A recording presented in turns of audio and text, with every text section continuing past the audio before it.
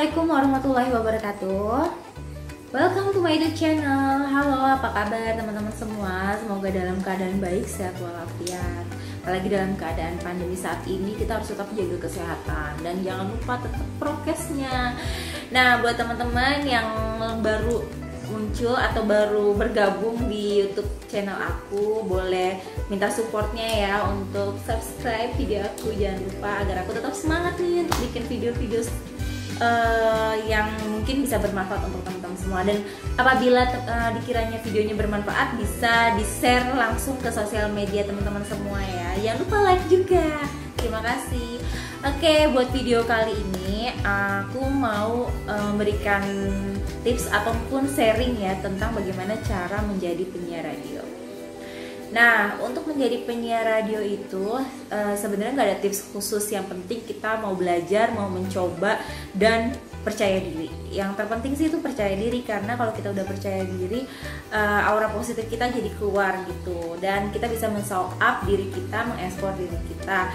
Karena sebenarnya dalam potensi manusia itu sebenarnya semuanya punya potensi masing-masing gitu. Jadi kalau kitanya nggak percaya diri itu nggak akan keluar, guys. Oke, duh kayak apaan tahu ya ceramahnya. Nah, jadi buat tips jadi penyiar radio tuh aku dulu ini hanya sharing-sharing aja sih, karena tips khususnya sih nggak ada. Ini aku hanya sharing pengalaman aku jadi penyiar radio. Nah, untuk videonya sih karena nggak ada video aku lagi jadi penyiar radio, jadi mungkin di sini hanya sharing bagaimana sih cara menjadi penyiar radio ya. Nah, untuk menjadi penyiar radio waktu itu aku karena saat itu SMA, aku masih di pondok pesantren di Latansa di Lebak Banten.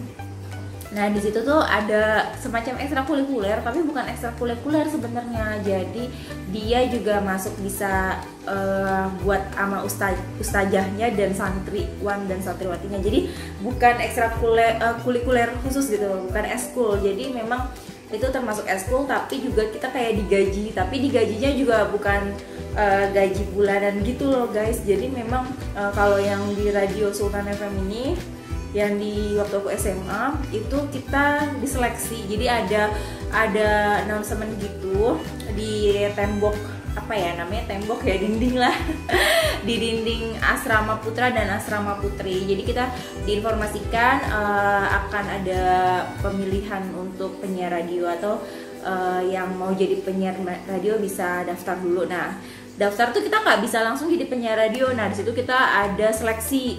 Nah, di seleksinya saat itu waktu itu banyak banget yang daftar, karena mungkin saat jadi santriwati itu untuk menjadi penyiar radio tuh termasuk yang apa ya, favorit lah, karena kita bisa on air, bisa keluar dari asrama, dan kita bisa apa ya, nyiarin radio, dengerin lagu-lagu pop, dan memang kita bisa apa ya, mengeksplor diri kita gitu. Sekaligus kita juga bisa sharing ataupun mendengarkan curhat dari para listenernya. Nah, listenernya itu nggak hanya di lingkungan pondok, tapi di luar lingkungan pondok dulu ya, karena dulu di Lebak Banten, jadi kita frekuensinya tuh bisa sampai daerah Lebak, daerah situ. Cuma memang Radio Sultan FM ini bukan radio komersil, guys. Makanya kita juga nggak digaji, karena memang dari pihak pondoknya itu belum dijadikan radio komersil.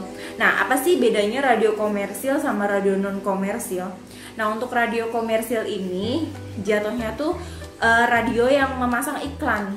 Nah, kayak misalnya mungkin kayak Delta FM, Gen FM, terus Jak FM, ada Prambors, itu udah termasuk radio komersil. Nah, ini ya masih banyak ya, nggak yang mungkin nggak aku sebutin, masih banyak lagi radio-radio yang memang sudah komersil, dan ada juga yang radio non komersil.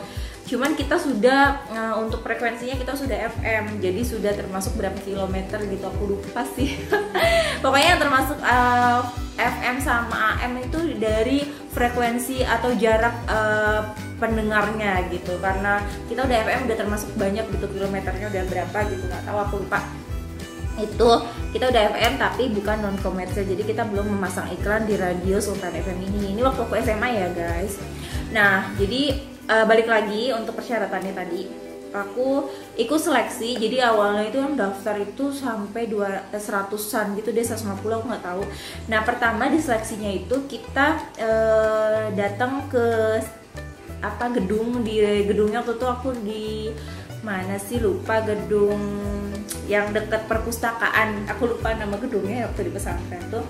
Nah di situ kita ada audisi gitu. Jadi audisinya itu ada beberapa ustazah yang memang notabene mereka penyiar radio gitu.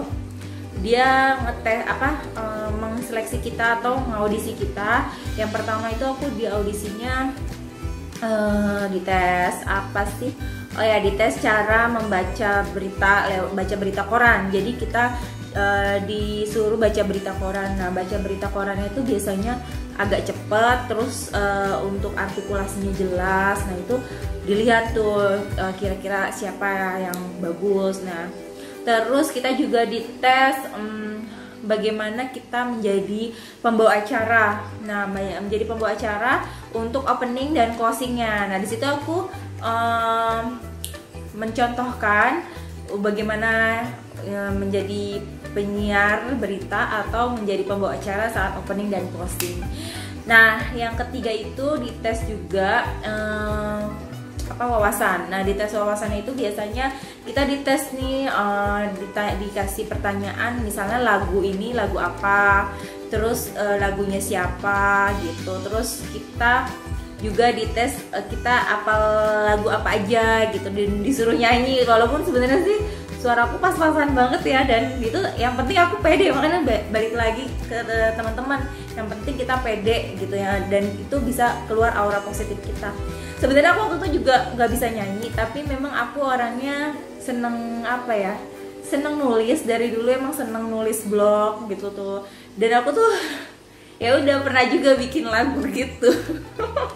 Jadi malu ya, pokoknya bikin lagu. Tapi ya udah aku tunjukin aja, aku pede, aku tunjukin ke ustazahnya kalau aku pernah bikin lagu dan aku nyanyiin lagu aku itu. Nah di situ aku kaget juga sih reaksi mereka, ternyata positif. Walaupun mungkin sebenarnya kedengarannya kurang enak, tapi karena mungkin ada kelebihan yang aku milikin ya, di situ aku masuk pertama sih 50 besar. Nah dari 50 besar kita dicoba untuk pertama on air, tapi on air belum langsung di radionya. Jadi cara menyiarkan by text gitu. Jadi ada teksnya, teks opening sama closing, sama kita nyiarin radio. Tapi kita cuma baca, tapi ustazahnya dengerin gitu. Itu belum di radio ya. Dan akhirnya alhamdulillah aku masuk lagi tuh 20 besar. Nah pas 20 besar kita dites satu persatu langsung ke radionya. Jadi ke ruangannya itulah, ke ruangan radio, ke studio radionya.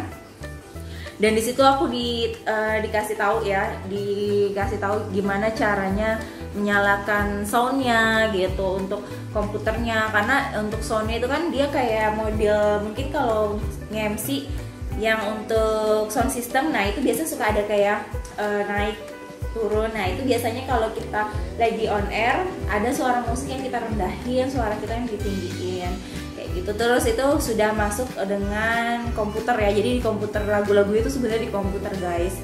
Kalau dulu sih pemikiran aku waktu sebagai listener ya, aku mikirnya radio itu bukan lagu-lagu yang dari komputer. Jadi kita kayak benar-benar nyetel musik atau kaset atau apa. Ya itu waktu kecil ya, jadi mikirnya kayak gitu. Ternyata ya yang pas sudah masuk ke studio radio tuh sebenarnya ya modelnya kayak cuman komputer, terus ada studionya, ada kita mikrofonnya, terus ada untuk headsetnya, dan headset yang biasa buat radio gitu yang agak besar. Nah gitu guys. Nah di situ juga ada handphone untuk kalau misalnya ada yang SMS, request lagu atau mungkin sharing-sharing, itu juga ada gitu. Nah akhirnya alhamdulillah setelah aku tes di studio radionya langsung, aku kaget banget. Ternyata aku diterima. Jadi 10 orang yang diterima dari kakak kelas. Ada aku sama teman seangkatan aku ada 3 orang, aku, Nufus, sama Ervika. Yang lainnya kakak kelas. Waktu itu aku masih kelas 1 SMA. Yang lainnya kakak kelas semua yang diterima. Jadi cuman kita 3 orang yang kelas 1 SMA-nya, yang 7 orangnya itu ada kelas 2 SMA sama kelas 3 SMA gitu. Nah, jadi yang 10 orang dari cowok, 10 orang dari cewek gitu. Jadi memang kita biasanya kalau on air siaran itu, kalau di pondok aku berdua-berdua, jadi dipasangkan berdua-dua, nanti ada jadwalnya. Biasanya aku jadwalnya sore seminggu 2 kali gitu guys, kalau untuk di pondok ya. Nah, itu cerita untuk radio non komersil. Ketika aku kuliah, aku pernah nyoba lagi. Saat itu aku coba di radio komersil, dan namanya Radio Amira FM di Ciledug Tangerang ya. Jadi aku pernah coba di situ, aku pernah on air walaupun nggak lama, hanya sebulanan lebih lah, karena ternyata aku dapat kerjaan yang memang lebih qualified untuk aku sambil kuliah, karena memang aku kerjanya itu untuk biaya kuliah juga guys, karena waktu di radio komersil itu memang tidak mencukupi untuk biaya kuliah aku. Jadi aku ya karena hidup adalah pilihan, jadi aku lebih memilih kerja di kantor itu ketimbang aku melanjutkan jadi penyiar radio yang di Amira FM. Nah, untuk di radio Amira FM ini sebenarnya awalnya aku cari-cari gitu kan, cari-cari tempatnya, dan ternyata dia di depan mall persis, di ruko-ruko gitu, dan di atas.